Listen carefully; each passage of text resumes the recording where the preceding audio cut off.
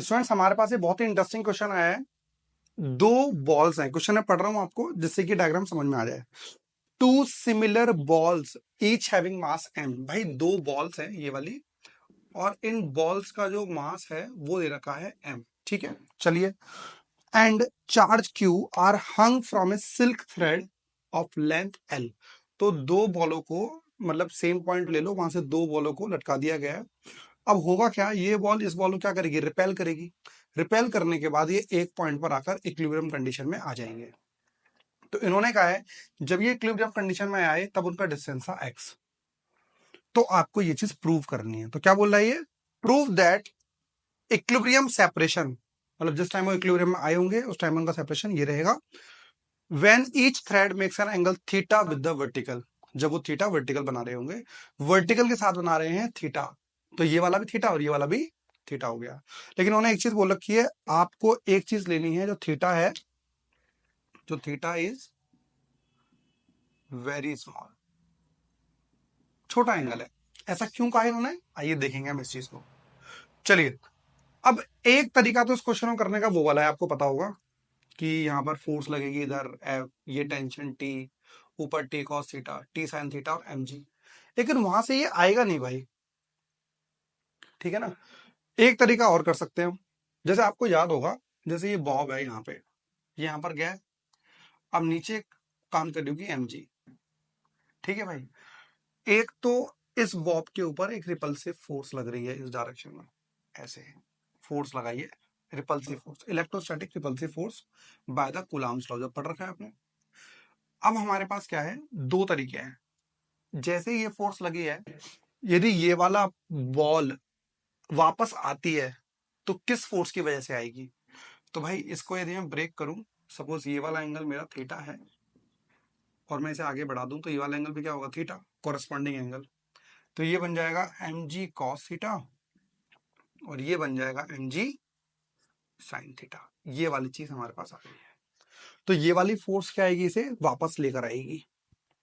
और आपने एसएचएम में लास्ट ईयर पढ़ा था कि force is equals to restoring force, है ना।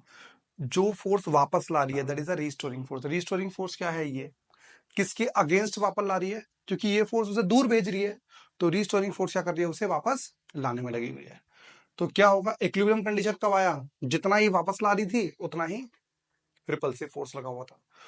According to Coulomb's law, Coulomb's law, electrostatic repulsive force कितनी आई है भाई, जब ये एक्स डिस्टेंस की दूरी पर है तो फोर्स लग रही होगी के, दोनों के ऊपर चार्ज क्यू इंटू क्यू है, अपॉन दोनों के बीच का डिस्टेंस एक्स स्क्वायर। ये फोर्स आ गई which is equal to K Q square by X square. पहली चीज भाई, रीस्टोरिंग फोर्स कौन सी लग रही होगी, रीस्टोरिंग फोर्स कौन सी लगेगी, ये वाली mg साइन थीटा। अब हमारे पास साइन थीटा की वैल्यू भी नहीं है, लेकिन आपको मैं एक चीज बात बता दूं, इन्होंने कहा था कि एंगल बहुत छोटा है। तो एंगल बहुत छोटा का मतलब क्या है, आप इसमें से एक छोटी सी चीज ये वाली ले लो भाई, ऐसे करके ये छोटी सी चीज लो ऐसे, ठीक है।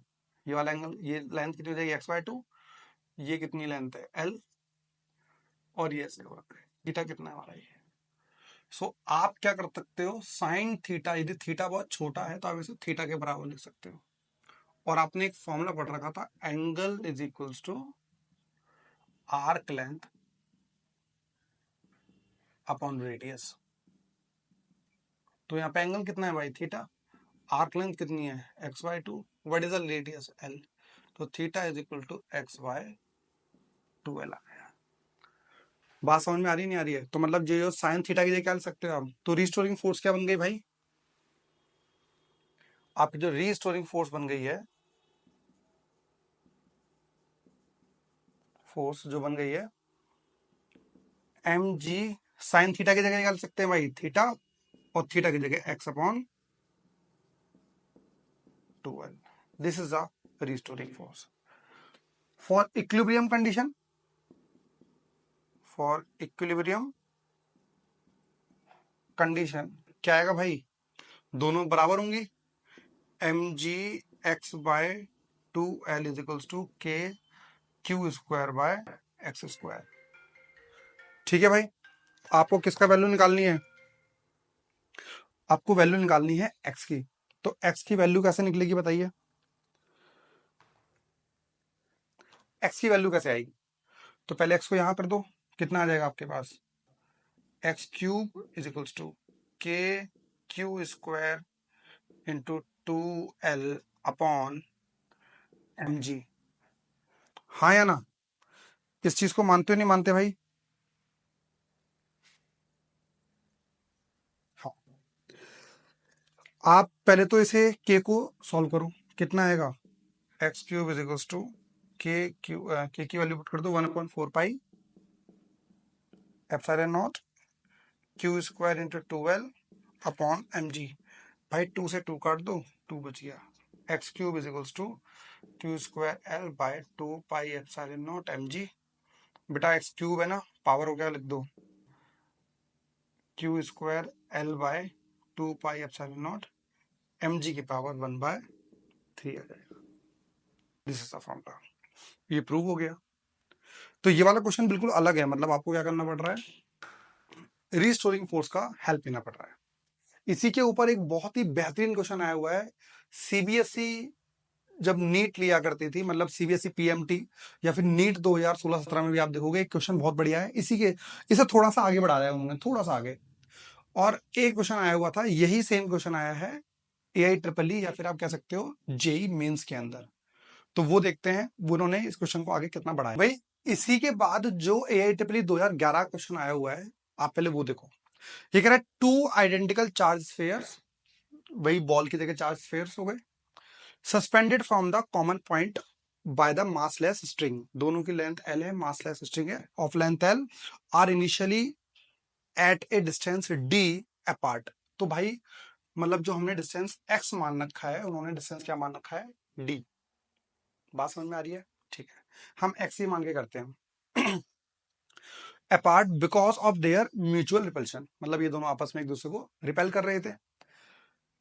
हुआ क्या है, the charge begins to leak from the spheres at constant rate, मतलब जो चार्ज लीक हो रहा है इसको क्या बोल सकते हैं हम, d q by d T.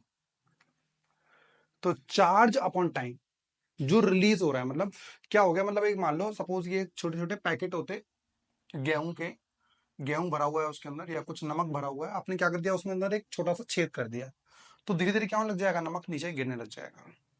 और इस केस में क्या हो रहा होगा, जो चार्ज पहले क्यू था वो चार्ज धीरे धीरे क्या होने लग गया है, कम होने लग गया है। इन दोनों के बीच में फोर्स कितनी लग रही थी भाई, K Q square by X square. बेटा force is proportional to X square, sorry Q square. जब क्यू धीरे धीरे कम होने लग गया तो फोर्स भी क्या होने लग जाएगी, धीरे धीरे कम। और जब फोर्स धीरे धीरे कम होगी तो क्या होगा, जो डिस्टेंस एक्स है अभी वो कम हो जाएगा, ये धीरे धीरे पास आने लग जाएंगे। क्यों, क्योंकि रिपल्सिव जो फोर्स थी उसी की वजह से दूर जा रहे हैं ये, और रिपल्सिव फोर्स ही कम हो गई तो धीरे धीरे वो पास आने लग जाएंगे। तो मतलब ये है कि धीरे धीरे वो पास आने लग गए हैं।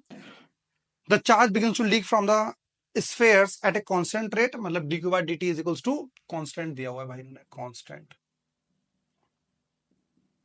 एक चीज ये दे रखी है, फिर क्या रखा, as a result the charges approach to each other with the velocity v, मतलब ये वाला पार्टिकल इधर आ रहा है, ये वाला इधर आ रहा है, कितनी वेलोसिटी से, v वेलोसिटी से।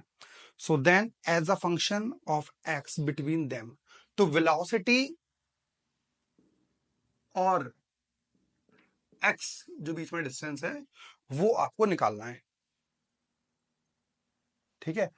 तो आपको इनिशियली यदि आप d डिस्टेंस मानना चाहते हो तो आप उसे d डिस्टेंस मान सकते हो, ठीक है। तो उन्होंने जो क्या रखा है वो d डिस्टेंस है, और ये वाला डिस्टेंस कितना होगा, d बाय 2 हो गया। थोड़ी देर के बाद ये दोनों पार्टिकल आ गए हैं यहां पर, अब यहाँ का जो डिस्टेंस है ये डिस्टेंस हो चुका है x। बात समझ में आ रही नहीं आ रही, ठीक है, किसी एक पर्टिकुलर इंस्टेंट पर। तो पर्टिकुलर इंस्टेंट पर यदि डिस्टेंस x है तो हमारा फॉर्मूला क्या हो जाएगा, एक्स क्यूब, क्योंकि पर्टिकुलर डिस्टेंस ही तो था, पर्टिकुलर पॉइंट ही तो था, एक्स क्यूब कितना आ गया Q square l by 2 pi epsilon not mg, यही आया भाई।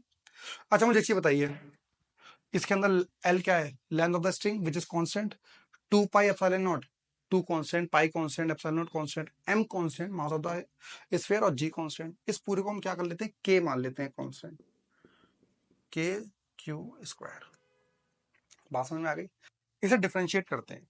जब इसे डिफरेंशिएट करोगे तो कितना आएगा? 3x²।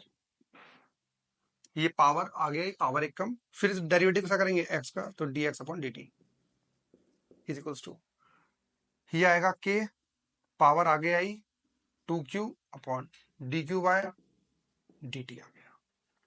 हाँ या ना बताइए, ये वाली चीज आ गई। चलिए अब क्या हुआ है, देखो पहली चीज, इसको हम लिख सकते हैं v 3x², और क्या आएगा ये v इज इक्वल्स टू के टाइम्स ऑफ 2q और dq/dt। हाँ या ना भाई? अब सुनो, dq/dt तो कांस्टेंट है, के भी कांस्टेंट है। मैं ऐसा क्यों बोल रहा हूं? जब कभी आपको रिलेशन निकालना होता है, जैसे y is equals to 7x² है, तो क्या बोलते हो? y is proportional to x²। तो आप कांस्टेंट को भूल जाते हो, तो भूल जाओ यहां पर। तो ये कांस्टेंट है, हटा दो, के कांस्टेंट हटा दो, 2 कांस्टेंट है हटा दो, 3 कांस्टेंट है हटा दो, तो क्या बचा? v इज प्रोपोर्शनल टू, एक तो q बच गया और अपॉन में x² बच गया। हाँ या ना? यार भाई यहां तक समझ में आई? किसी एक स्टैंड पर जो पहले डिस्टेंस डी हुआ करता था, जब वो लीक होने लग गया, धीरे धीरे पास आने लग गए, उस टाइम पर डिस्टेंस कितना हो गया है? एक्स। तो उस पर्टिकुलर स्टैंड पर हमने मान लिया एक्स की वैल्यू ये आ गई। कांस्टेंट वाले टर्म को पूरा हटा दिया, के माना, क्यू स्क्वायर बच गया, ये आया। यहां तक हमारा फॉर्मूला आ गया है। लेकिन बेटा क्यू जो है वो वेरी कर रहा है, हर सेकंड धीरे धीरे लीक हो रहा है ना, कम होता जा रहा होगा, तो क्यू को भी हटाना पड़ेगा हमको। क्यू कैसे हटाएं? कोई रिलेशन है क्यू का इसका? हाँ ये रिलेशन है। यहां से क्यू निकालो, कितना आएगा? x³/k, Q square, under root कर दो, x की पावर 3/2, k की power 1/2 is equal to Q आ गया। वैल्यू पुट कर दे भाई इसमें, बताइए क्या आ रहा है? v प्रोपोर्शनल टू, क्यू की जगह बताइए कितना आएगा? x की पावर 3/2 x² इंटू के की पावर 1/2। बेटा के तो कांस्टेंट है ना, हटाओ इसे, तो कितना आ गया है? तो कांस्टेंट है। x की पावर 2 नीचे, ऊपर जाएगा तो -2। v is proportional to x की पावर 3/2 -2, तो v is proportional to x की पावर 1/2, वो भी माइनस का।